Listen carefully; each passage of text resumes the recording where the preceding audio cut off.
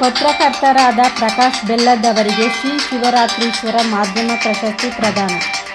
ಪ್ರತಿ ವರ್ಷ ಚಾಮರಾಜನಗರ ಜಿಲ್ಲೆಗೆ ಪ್ರತ್ಯೇಕ ಪ್ರಶಸ್ತಿ ನೀಡುವಂತೆ ಜೆಎಸ್ಎಸ್ ಮಹಾವಿದ್ಯಾಪೀಠಕ್ಕೆ ಡಿಯುಡಬ್ಲ್ಯೂಜೆ ಮನವಿ. ಚಾಮರಾಜನಗರ ಪತ್ರಕರ್ತರಾದ ಪ್ರಕಾಶ್ ಬೆಲ್ಲದವರಿಗೆ ಶ್ರೀ ಶಿವರಾತ್ರೀಶ್ವರ ಪ್ರಶಸ್ತಿ ಪ್ರದಾನ ಮಾಡಲಾಯಿತು.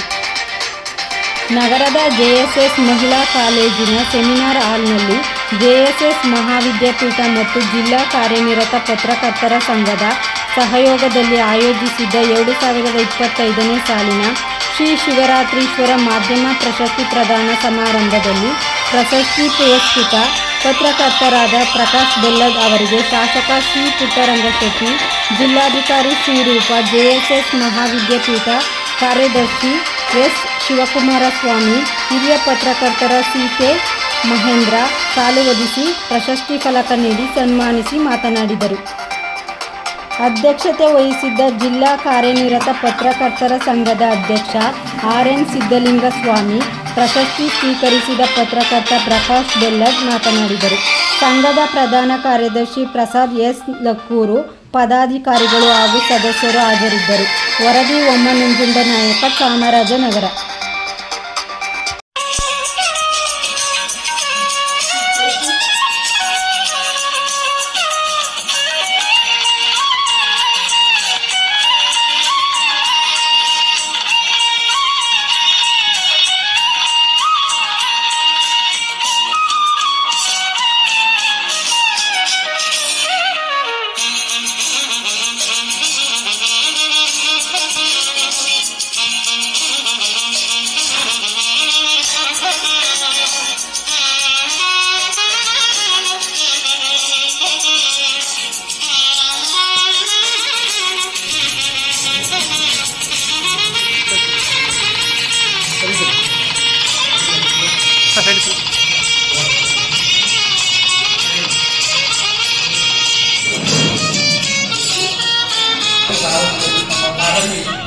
ಪತ್ರಿಕಾ ಮಾಧ್ಯಮದ ಕಾರ್ಯಕರ್ತರು 30 ವರ್ಷದಿಂದ ಪ್ರಾಮಾಣಿಕವಾಗಿ ಸೇವೆಯನ್ನು ಸಲ್ಲಿಸಿಕೊಂಡು ಬಂದಿದ್ದಾರೆ. ಹಾಗಾಗಿ ಅವರು ಇವತ್ತು ಸುತ್ತೂರು ಶ್ರೀಗಳು ಈ ಒಂದು ಪ್ರಶಸ್ತಿ ಪ್ರದಾನವನ್ನು ಮಾಡ್ತಾ ಇರೋದು ನನಗೆ ಸಂತೋಷವಾಗಿದೆ.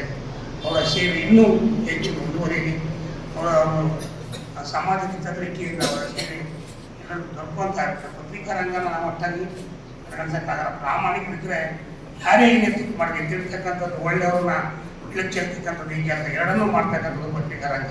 ಎಲ್ಲರೂ ಅಂತ ಎಲ್ಲ ಕಾರ್ಯಕ್ರಮವನ್ನು ಮಾಡ್ತಾ ಬಂದಿದ್ದಾರೆ. ಅವರು ನಮ್ಮ ಹೌಸಿಂಗ್ ಬೋರ್ಡ್ನಲ್ಲಿ ಗ್ರಾಮ ಸಮುದ್ರದ ನಾವೇನು ಕುಲುಮೆ ರಸ್ತೆ ಇದರ ಪಕ್ಕದಲ್ಲಿ ಇರ್ತಕ್ಕಂಥವ್ರು. ಹಾಗಾಗಿ ನಾನು ಅವ್ರ ಮನೆಯಲ್ಲೆಲ್ಲ ಊಟ ಎಲ್ಲ ಮಾಡಿದ್ದೀನಿ. ಹೊಸ ನನಗೆ ಆಗಾಗ ಅವರು ಸಲಹೆಯನ್ನು ಕೊಡ್ತಾರೆ, ನೋಡಿ ಈ ಕಡೆ ಇದೇನಾಗೋದಲ್ಲಿ ಇಂಥ ವ್ಯವಸ್ಥೆ ಇದೆ ಅಂತ.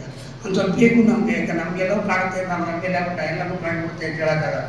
ಅವ್ರ ಪತ್ರಿಕೆಯಲ್ಲಿ ಒಳ್ಳೆಯದಾಗಿ ಹೇಳಿ, ಕೆಟ್ಟದಾಗಿ ಹೇಳಿದರೆ, ಒಳ್ಳೇದು ಹೇಳಿದರೆ ಒಂದು ಕಡೆ ಸಂತೋಷ ಪಡೋದಪ್ಪ, ಎಲ್ಲೋ ಒಂದು ಕಡೆ ತುಂಬ್ತೀವಿ, ಕೆಟ್ಟ ಹೇಳಿದ್ರೆ ಏನೇನು ಬೇರೆ ಈ ಥರ ಅನ್ಯಾಯ ಆಗಿದೆ ನಿಮ್ಮ ಕಣ್ಣಿಗೆ ತಿದ್ಕೊಳ್ಳೋಕ್ಕಾಗೂ ನನ್ನಂಥ ರಾಜಕಾರಣಿಗೆ ಒಂದು ಅವಕಾಶ ಇದೆ. ಎಲ್ಲರೂ ಬಿಡಿ, ನಮ್ಮ ಜಿಲ್ಲೆ ರಾಜ್ಯ ಇರ್ಬೋದು, ತಾಲೂಕು ಇರ್ಬೋದು, ಅದರ ಬೆಳಕನ್ನು ಚೆಲ್ತಕ್ಕಂಥದ್ದು, ಅವ್ರನ್ನ ಬೆಳೆಸ್ತಕ್ಕಂಥ ಕೆಲಸಗಳನ್ನ ಈ ಪತ್ರಿಕಾ ರಂಗ ಮಾಡ್ತದೆ.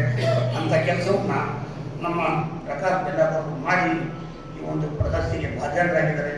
ಭಗವಂತ ಅವರಿಗೆ ಹೆಚ್ಚು ಇನ್ನು ಮುಂದೇನೂ ಹೆಚ್ಚು ಆಯುಷ್ಯ ಕೊಡಲಿ, ಅವರ ಕುಟುಂಬ ಒಳ್ಳೆಯದಾಗಿ ಬೆಳೀಲಿ ಅಂತ ಆ ಭಗವಂತನಲ್ಲಿ ಪ್ರಾರ್ಥನೆ ಮಾಡಿಕೊಂಡು ನನಗಿಂತ ಒಂದು ಅವಕಾಶ ಕೊಟ್ಟದಕ್ಕಾಗಿ ಈ ಒಂದು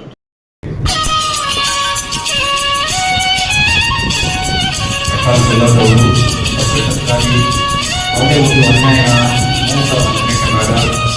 ಕಲಾಕೃತಿಗಾಗಿ ಕಲಿಸುವ ಸ್ವಭಾವವಾಗಿದೆ. ಬಹಳ ವರ್ಷದಿಂದ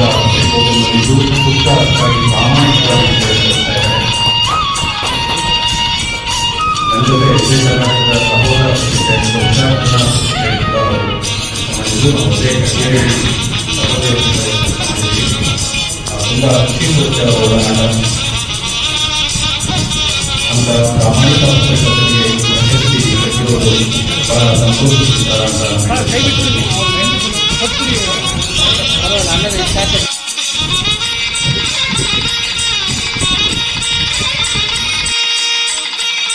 ಪ್ರಶಸ್ತಿ ಕೊಡ್ತಾ ಇರೋದು ಶ್ರೀ ಶಿವರಾತ್ರೀಶ್ವರ ಮಾಧ್ಯಮ ಪ್ರಶಸ್ತಿ ಪ್ರದಾನ ಅನ್ನೋದು ಇದೊಂಥರ, ಅಂದರೆ ನನಗೆ ನಿನ್ನೆ ಅವ್ರು ಕಾಲ್ ಮಾಡಿದಾಗ ಹೇಳ್ತಾ ಇದ್ರು, ಕಳೆದ ಬಾರಿ ಮೈಸೂರು ಜಿಲ್ಲೆಗೆ ಸಿಕ್ತು, ಈ ಬಾರಿ ನಮ್ಮ ಜಿಲ್ಲೆಗೆ ಸಿಗ್ತಾ ಇದೆ ಅಂತ ಹೇಳಿದ್ರೆ ಇದ್ರದ್ದು ಒಂದು ಪಾರ್ಟ್ ಆಗೋದಕ್ಕೆ ನನಗೆ ತುಂಬಾ ಖುಷಿ ಅಂತ ಇದೆ. ಯಾಕಂದ್ರೆ ನಾನು ಬಂದ್ಮೇಲೆ ನಮ್ಮ ಜಿಲ್ಲೆಗೆ ಸಿಕ್ತು ಅಂತ ಹೇಳೋದು ಅದೇ ನನಗೊಂದು ಖುಷಿಯ ವಿಷಯ.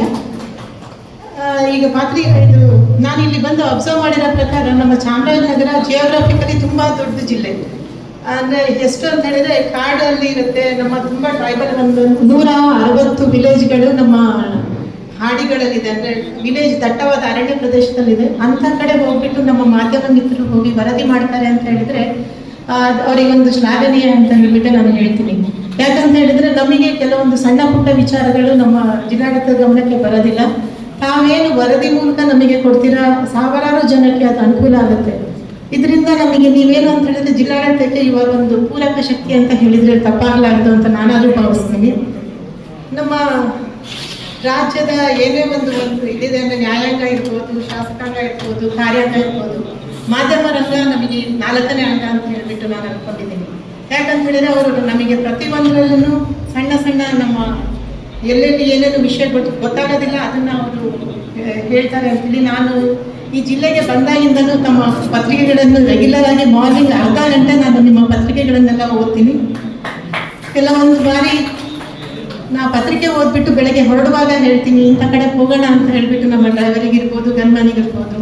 ಯಾಕೆ ಅಂತ ಅವರಿಗೂ ಗೊತ್ತಿರೋದಿಲ್ಲ. ಯಾಕಂದ್ರೆ ನಿಮ್ಮ ಪತ್ರಿಕೆ ವರದಿ ಮೇಲೆ ಹೋಗ್ಬಿಟ್ಟು ನಾನು ಅಲ್ಲಿ ಇನ್ಸ್ಪೆಕ್ಷನಿಗೆ ಹೋಗಿರ್ತೀನಿ. ಅದರಿಂದ ಸಾಕಷ್ಟು ಸಮಸ್ಯೆಗಳು ಬಗೆಹರಿಯೋದಕ್ಕೂ ಕಾರಣ ಆಗಿದೆ ಅಂತ ಹೇಳ್ಬಿಟ್ಟು ಹೇಳ್ತೀನಿ.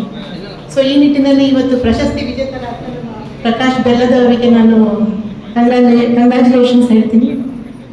ಕೊನೆಯದಾಗಿ ಏನು ಹೇಳೋದು ಅಂತ ಹೇಳಿದ್ರೆ ನಮ್ಮ ಇವಾಗ ಮಾಧ್ಯಮ ಹೇಗಾಗಿದೆ ಅಂತ ಹೇಳಿದ್ರೆ ನಿಖರತೆ ಏನಿದೆ ಅದಕ್ಕಿಂತಲೂ ವೇಗಕ್ಕೆ ಜಾಸ್ತಿ ಇದಿದೆ. ಹಾಗೆ ನಾನು ಮಾಧ್ಯಮದವರಿಗೆ ಕೇಳ್ಕೊಳ್ಳೋದೇನು ಅಂದರೆ ತಾವು ಯಾವುದೇ ಒಂದು ಪ್ರಸಾರ ಮಾಡಬೇಕಾದ್ರೂ ಅದು ಸತ್ಯತೆಯಿಂದ ಕೇಳಿ ಅಂದರೆ ಪ್ರಸಾರ ಮಾಡಿದರೆ ತುಂಬ ಒಳ್ಳೆಯದು ಅಂತ ಹೇಳ್ಬಿಟ್ಟು. ಯಾಕಂದರೆ ಇದರಿಂದ ನಮ್ಮ ಸಮಾಜದ ಸ್ವಾಸ್ಥ್ಯನೂ ಹಾಳಾಗುತ್ತೆ. ಹಾಗಾಗಿ ನಾನು ಈ ನಿಟ್ಟಿನಲ್ಲಿ ನಿಮ್ಮಲ್ಲಿ ಕೇಳ್ಕೊಳ್ಳೋದೇನು ಅಂತ ಹೇಳಿದ್ರೆ ನೀವು ನಮ್ಮ ಜಿಲ್ಲೆಯ ಪೂರಕ ಶಕ್ತಿಯಾಗಿದ್ದೀರಾ. ನಮ್ಮ ಜಿಲ್ಲೆಯ ಪ್ರತಿಯೊಂದು ಸಣ್ಣದು ಏನೇ ಇದೆ, ಈಗ ಪರಿಸರ ಬಗ್ಗೆ ಇರ್ಬೋದು, ನಮ್ಮ ಕಲ್ಚರ್ ಬಗ್ಗೆ ಇರ್ಬೋದು, ಪ್ರತಿಯೊಂದು ದೇಶಕ್ಕೆಲ್ಲ ಗೊತ್ತಾಗಬೇಕು ಅಂದರೆ you are the base. So ಹಾಗಾಗಿ ಈ ನಿಟ್ಟಿನಲ್ಲಿ ತಾವು ಚೆನ್ನಾಗಿ ನಮಗೆಲ್ಲ ಒಂದು ಪೂರಕ ಶಕ್ತಿಯಾಗಿ ಕೆಲಸ ನಿರ್ವಹಿಸ್ತೀರಾ ಅಂತ ಹೇಳ್ಬಿಟ್ಟು ಇನ್ನೊಂದ್ಸರಿ ಕಂಗ್ರ್ಯಾಚುಲೇಟ್ ಅವರಿಗೆ. ಮತ್ತೆ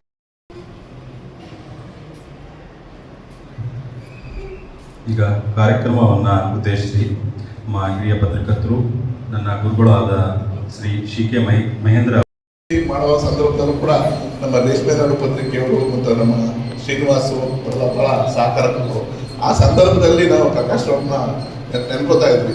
ಬಹುಶಃ ಅವ್ರಿಗೆ ಪ್ರಜಾನುಡಿ ಬಗೆದಂತ ಹರೀಶ್ ಅವರು ಹಂಚಿಕೊಟ್ಟು ಅಂತ ಅನ್ಸುತ್ತೆ. ಆಗ ರಾಜಕಾರಣದಲ್ಲಿ ಪ್ರಕಾಶ್ ಬೆಲ್ಲದ್ದು, ಅರವಿಂದ್ ಬೆಲ್ಲದವರ ಹೆಸರುಗಳು ಕೇಳ್ತಾ ಇದ್ವು. ಆಗ BS ಹರೀಶ್ ಅಂತ ನಮ್ಮ ಹಿರಿಯರು ಪ್ರಜಾನುಡಿಯ ಸಂಪಾದಕರಾಗಿದ್ರು. ಅವರು ಪ್ರಕಾಶ್ ಅತಿಥಿಯಲ್ಲಿ ಇಲ್ಲಿ ಪ್ರಕಾಶ್ ಬೆಲ್ಲದಂತ ಪ್ರೈವೇಟ್ ಕೊಟ್ಟಿದ್ದಾರೆ ನನಗೆ ಸರಿಯಾ.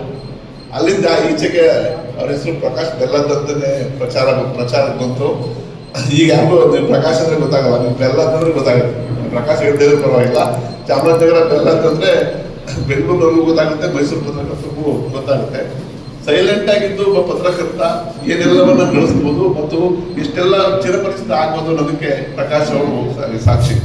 ಬಹುಶಃ ಮೈಸೂರು ಮತ್ತು ಚಾಮರಾಜನಗರದ ಯಾವ ಪತ್ರಕರ್ತರು ಕೂಡ ಅವ್ರ ಬಗ್ಗೆ ತಕರಾರಿಲ್ಲ ಅಂತ ನಾನು ಭಾವಿಸ್ತೀನಿ. ಪ್ರಕಾಶ್ ಹಿಂಗೆ ಮಾಡಿದ್ರಪ್ಪ ಹಿಂಗಂದ್ರು ಅಂತ ಯಾವ ಪತ್ರಕರ್ತರಿಗೂ ಅವ್ರ ಬಗ್ಗೆ ತಕರಾರು ಇರಲಾರದು.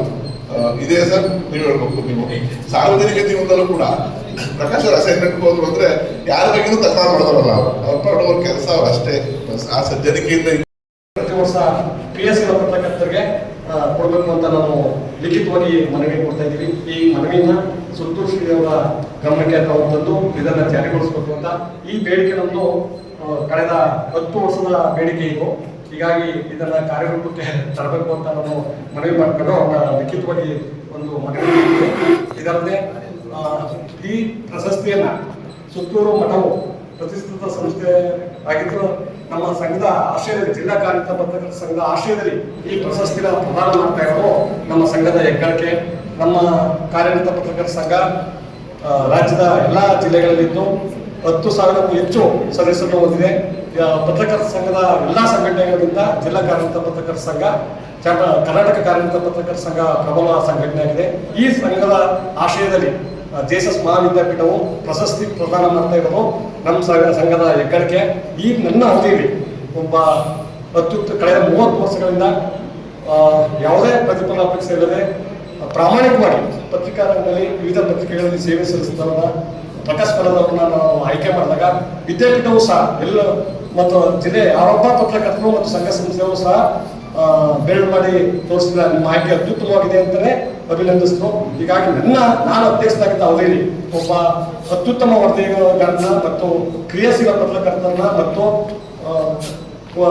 ತಮ್ಮ ಅತ್ಯುತ್ತಮ ವರದಿಗಾರನ ಆಯ್ಕೆ ಮಾಡಿದ ಖುಷಿ ನಮ್ಮ ತಂಡಕ್ಕೆ ಬರುತ್ತೆ.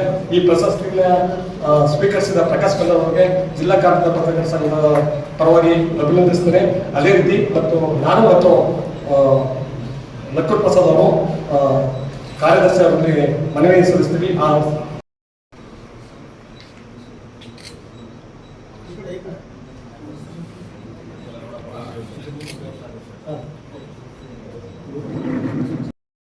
ಬಹಳ ದೂರ, ನಾನು ಎಂದೂ ಪ್ರಶಸ್ತಿಯಿಂದ ಬಿದ್ದವನಲ್ಲ. ಆದರೂ ನನ್ನ ಪತ್ರಿಕಾ ಮಿತ್ರರು ಒತ್ತಾಯ ಮಾಡಿದ್ದು ಪ್ರಶಸ್ತಿ ಸ್ವೀಕರಿಸಲು ಒಪ್ಪಿಕೊಂಡೆ. ಕಾರ್ಯಕಾರಿ ಸಮಿತಿ ನಿರ್ಣಯದಂತೆ ನಿಮ್ಮನ್ನು ಪ್ರಶಸ್ತಿಗೆ ಆಯ್ಕೆ ಮಾಡಿದೆ ಅಂತ ನಮ್ಮ ಅಧ್ಯಕ್ಷರಾದ ಸಿದ್ಧಲಿಂಗಸ್ವಾಮಿ ಅವರು ಘೋಷಣೆ ಮಾಡಿದಾಗ ನಾನು ಒಂಥರ ಮುಜುಗರದಿಂದ ಬೇಡಿ ಬೇಕಾದಷ್ಟು ನನ್ನ ಗೆಳೆಯರಿದ್ದಾರೆ, ಇನ್ನು ಅರ್ಹತೆ ಇರೋಂಥ ಪತ್ರಕರ್ತರು ಇನ್ನೂ ಇದ್ದಾರೆ, ಅವ್ರಿಗೆ ಕೊಡಿ, ನನಗೆ ಬೇಡ ಅಂತ ಹೇಳಿದೆ. ಆದರೂ ಅವ್ರು ಯಾರು ಇದನ್ನು ಮಾಡಿದೆ ಭಾಳ ಪ್ರೀತಿಪೂರ್ವಕವಾಗಿ ಒತ್ತಾಯ ಮಾಡಿದ್ರು. ಇಲ್ಲ, ನೀವು ಒಪ್ಕೋಬೇಕು, ನೀವು ಹಿರಿಯರಿದ್ದೀರಿ, ನೀವು ಅರ್ಹತೆ ಇದ್ದೇ ಇದೆ, ಯಾಕೆ ಬೇಡ ಅಂತೀರಿ ಅಂತ ಹೇಳಿದಾಗ ನಾನು ಅವ್ರ ಮಾತನ್ನು ತಿರಸ್ಕರಿಸಲಾಗಿದೆ. ಈ ಪ್ರಶಸ್ತಿಗೆ ಒಪ್ಪಿಕೊಂಡೆ. ಹಾಗಾಗಿ ಇವತ್ತು ಈ ಸನ್ಮಾನಕ್ಕೆ ನಾನು ಪಾತ್ರರಾಗಿದ್ದೇನೆ. ಮತ್ತು ಹಿಂದೆ ನಾನು 30 ವರ್ಷಗಳ ಸುದೀರ್ಘ ಸೇವೆ ಅವಧಿಯಲ್ಲಿ ವೃತ್ತಿ ಬದ್ಧತೆ ಮತ್ತು ನಿಷ್ಠೆಯಿಂದ ಕಾರ್ಯನಿರ್ವಹಿಸಿದ್ದೇನೆ. ನನ್ನ ತೃಪ್ತಿ ಇದೆ. 1995-96ರಲ್ಲಿ ರೇಷ್ಮೆ ನಾಡು ಪತ್ರಿಕೆಯಿಂದ ನನ್ನ ವೃತ್ತಿ ಜೀವನ ಆರಂಭವಾಯಿತು. ವರದಿಗಾರನಾಗಿ ಜಾಹೀರಾತು ವಿಭಾಗದಲ್ಲಿ ಆ ಪತ್ರಿಕೆಯಲ್ಲಿ ಕೆಲಸ ಮಾಡಿದೆ. ಆ ನಂತರ 1998ರ ಆಜುಬಾಜಿನಲ್ಲಿ ಚಾಮರಾಜನಗರ ಜಿಲ್ಲಾ ಕಚೇರಿಯಲ್ಲಿ ಆಂದೋಲನ ಪತ್ರಿಕೆ ಜಿಲ್ಲಾ ವರದಿಗಾರನಾಗಿ ಸೇವೆ ಸಲ್ಲಿಸಿದೆ. ಆಗ ಗೆಳೆಯರಾದ ಬನಶಂಕರ ಆರಾಧ್ಯರೊಂದಿಗೆ ಮತ್ತು ತದನಂತರ ರಾಜೇಶ್ ಬೆಂಡ್ರವಾಡಿ ಅವರೊಂದಿಗೆ ಕೆಲಸ ಮಾಡಿದ್ದೇನೆ. ಆ ನಂತರ 2000ರಲ್ಲಿ ಪ್ರಜಾವಾಣಿ ಪತ್ರಿಕೆ ಆರಂಭ ಆದಾಗ ನನಗೆ ಸ್ವತಂತ್ರವಾಗಿ ಜಿಲ್ಲಾ ವರದಿಗಾರನಾಗಿ ಕೆಲಸ ಮಾಡಲು ಅವಕಾಶ ಸಿಕ್ತು. ಆ ಸಂದರ್ಭದಲ್ಲಿ ನಾನು ಅನೇಕ ವರದಿಗಳನ್ನು ಮಾಡಿದೆ. ಮತ್ತು ನಮ್ಮ ಸಂಪಾದಕರು ಮತ್ತು ನಮ್ಮ ಎರಡನೇ ಗುರುಗಳು, ಯಾಕೆ ಎರಡನೇ ಗುರು ಹರೀಶ್ ಅವರು, ಮೊದಲನೇ ಗುರುಗಳಿಗೆ ಕೆ ವೆಂಕಟರಾಜ್ ನಾನು ಇವತ್ತು ಇಲ್ಲಿ ನಿಂತ್ಕೊಳ್ಳೋಕ್ಕೆ ಸಾಧ್ಯನೇ ಇರಲಿಲ್ಲ. ನಾನು ಓದುಗರ ಅಂತ ಬರ್ಕೊಂಡಿದ್ದೆ. ಆಗ ಅವರು ನನ್ನ ಗಮನ ಸೆಳೆಯಿತು. ನೀವು ಬರೀತೀಯ, ನಾವು ಬರೆಯಬಹುದು, ವರದಿಗಾರ ಕೆಲಸ ಮಾಡು ಅಂತ ಅವ್ರನ್ನ ಹುರಿದುಂಬಿಸಿದ್ರು.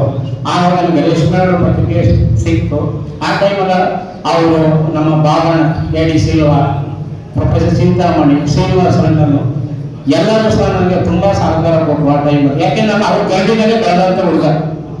ಇಲ್ಲ, ನಾವು ಈ ಪತ್ರಿಕಾ ರಂಗಕ್ಕೆ ಬರ್ಬೇಕಾದ್ರೆ ನಿಮ್ಮೂರ ಕಾರಣನೇ ನಮ್ಮ ಒಂಥರ 5 ಆರ್ಮಿ ಅಂತ ನಾವು ಯಾವಾಗಲೂ ಜೊತೆ, ಅವ್ರ ಗುರುಗಳು ನಮ್ಮ ಸ್ನೇಹಿತರು ಅವರು.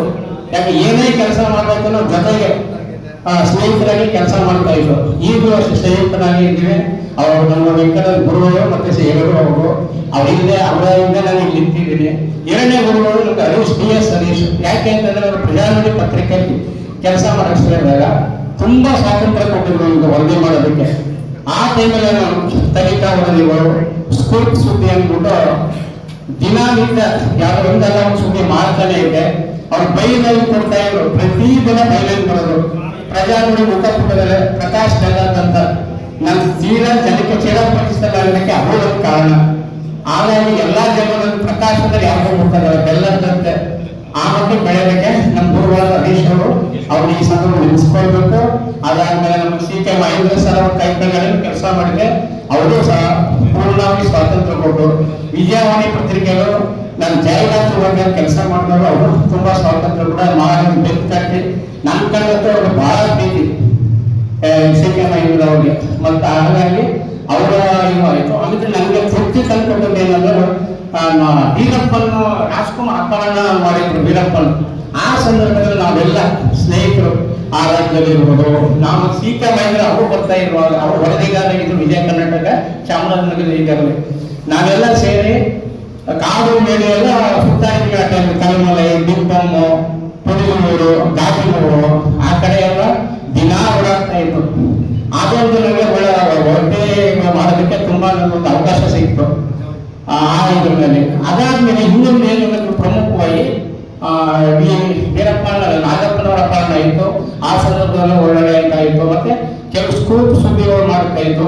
ಅದು ಮುಕ್ತ ಸ್ವಾತಂತ್ರ್ಯ ಇತ್ತು ಪತ್ರಿಕಾ ರಂಗದಲ್ಲಿ. ಯಾಕೆ ನಮಗೆ ಅಷ್ಟೊಂದು ನಂಬಿಕೆ ಇರ್ತಿತ್ತು ಸಂಪಾದಕರು. ಪ್ರಕಾಶ್ ಸುದ್ದಿ ಸರಿಯಾಗಿದೆ ಅಂತ ಕೊಡ್ತಾ ಇದ್ರು. ನಾವು ಆ ಥರ ಸುದ್ದಿನೂ ಮಾಡ್ತಾ ಇದ್ವು ಆ ಟೈಮ್ನಲ್ಲಿ. ಯಾರಿಗೂ ಬಿಟ್ಕೊಡ್ತಿಲ್ಲ. ಯಾವ ರಾಜಕಾರಣಿ ಆಗಿರ್ಬೋದು, ಅಧಿಕಾರಿಗಳಾಗಿರ್ಬೋದು, ನಿರ್ಭೀತಿಯಿಂದ ನಾವು ಸುದ್ದಿ ಮಾಡ್ತಾ ಇದ್ವು ಅವ್ರಿಂದ. ಅದು ಯಾಕೆಂದ್ರೆ ಸತ್ಯ ಇತ್ತು, ಸುಳ್ಳೇನು ಮಾಡ್ತಾ ಇದ್ದಿಲ್ಲ. ಹಾಗಾಗಿ ಆ ಟೈಮಲ್ಲಿ ನಮಗೆ ಅದೊಂದು ಇದಾಯಿತು. ಮತ್ತೆ ಅದೇ ಸುತ್ತೂರು ಗುರು ಪರಂಪರೆಗೆ ವಂದಿಸುತ್ತಾ ಪರಮಪೂಜ್ಯ ಜಗದ್ಗುರು ಶ್ರೀ ಶಿವರಾತ್ರಿ ದೇಶಿಕೇಂದ್ರ ಮಹಾಸ್ವಾಮಿಗಳವರ ಪಾದಾರವಿಂದಗಳಿಗೆ ಭಕ್ತಿಪೂರ್ವಕ ಪ್ರಣಾಮಗಳನ್ನು ಸಲ್ಲಿಸುತ್ತೇನೆ. ವೇದಿಕೆಯಲ್ಲಿ ಇರುವ ಗಣ್ಯರು, ಸನ್ಮಾನಿತರು, ಪತ್ರಕರ್ತರು, ಸಭಿಕರು ಹಾಗೂ ಸರ್ವರಿಗೂ ಎಲ್ಲರಿಗೂ ನನ್ನ ನಮಸ್ಕಾರಗಳು. ಇಂದು 2025ನೇ ಸಾಲಿನ ಶ್ರೀ ಶಿವರಾತ್ರೀಶ್ವರ ಮಾಧ್ಯಮ ಪ್ರಶಸ್ತಿ ಪ್ರದಾನ ಸಮಾರಂಭದಲ್ಲಿ ನಾವೆಲ್ಲರೂ ಕೂಡ ಪಾಲ್ಗೊಂಡಿದ್ದೇವೆ.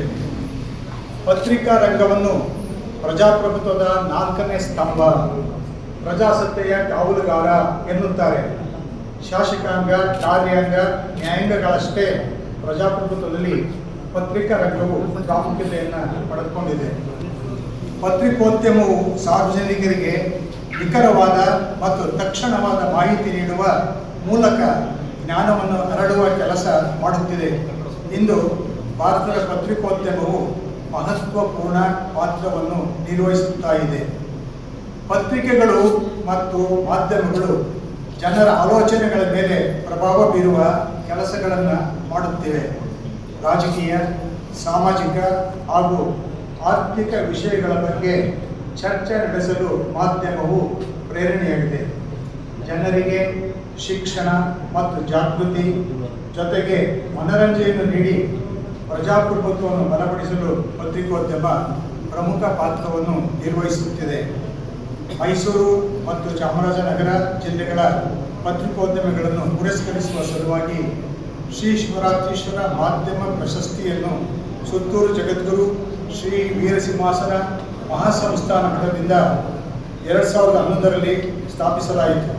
ಒಂದು ವರ್ಷ ಮೈಸೂರಿಗೆ, ಇನ್ನೊಂದು ವರ್ಷ ಚಾಮರಾಜನಗರ ಜಿಲ್ಲೆಯ ಪತ್ರಕರ್ತರಿಗೆ ಕೊಡಮಾಡುತ್ತಾ ಬರಲಾಗಿದೆ. ಇದುವರೆಗೆ 2 ಜಿಲ್ಲೆಗಳಿಂದ 14 ಜನ ಪತ್ರಕರ್ತರುಗಳಿಗೆ ಈ ಪ್ರಶಸ್ತಿಯನ್ನು ನೀಡಲಾಗಿದೆ. 2025ನೇ ಸಾಲಿನ ಪ್ರಶಸ್ತಿಗೆ ಚಾಮರಾಜನಗರದ ವರ್ತಮಾನ ಪ್ರಾದೇಶಿಕ ದಿನಪತ್ರಿಕೆಯ ಮುಖ್ಯ ವರದಿಗಾರರಾದ ಶ್ರೀ ಎಸ್.ವಿ. ಪ್ರಕಾಶ್ ರವರು ಇದಕ್ಕೆ ಭಾಜನರಾಗಿದ್ದಾರೆ. ಶ್ರೀಯುತರಿಗೆ ನನ್ನ ಅಭಿನಂದನೆಗಳು ಹಾಗೂ ಇಲ್ಲಿ ನೆರೆದಿರತಕ್ಕಂತಹ ಎಲ್ಲ ಮಾಧ್ಯಮ ವರ್ಗದವರಿಗೆ ಮತ್ತು ಭಕ್ತಾದಿಗಳಿಗೆ ಮತ್ತು ವೇದಿಕೆಯಲ್ಲಿ ಇರತಕ್ಕಂತಹ ಮುಖ್ಯ ಗಣ್ಯರಿಗೆ ಎಲ್ಲರಿಗೂ ಕೂಡ ಮತ್ತೊಮ್ಮೆ ವಂದಿಸಿ